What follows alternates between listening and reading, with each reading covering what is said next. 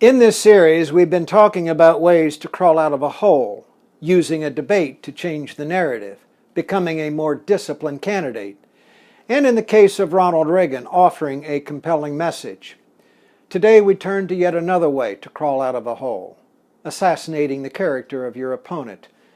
That tactic is as old as the Republic and began when Adams and Hamilton viciously attacked each other more than 200 years ago.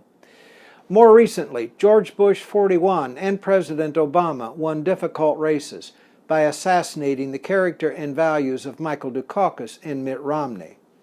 And we're seeing that this year in the contest between Mrs. Clinton and Donald Trump. No, it's not pretty, but when all else fails, it is a strategy that many have employed with success. The term for it is winning it ugly. When do candidates use it?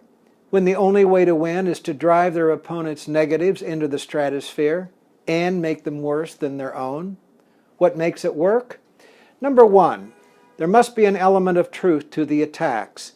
The charge of prevarication sticks to Mrs. Clinton because she has trouble with the truth, and Mr. Trump has provided ample proof of his boorish behavior. Number two, the attacks must be validated by credible third parties. Even the New York Times admits that Mrs. Clinton doesn't always tell the truth. Even conservative media outlets have criticized Mr. Trump.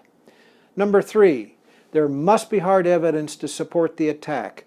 Video footage of a candidate stepping in doo-doo with their own words is the best evidence of all.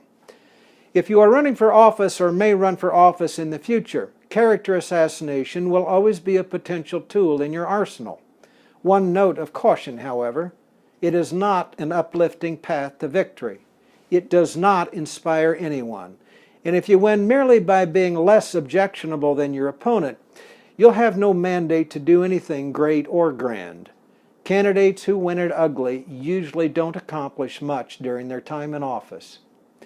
Next week, we'll talk about ways to frame an election and why those who determine the campaign agenda are usually the ones who win. Have questions? Hit the comment button or email me at jay@jaytownsend.com.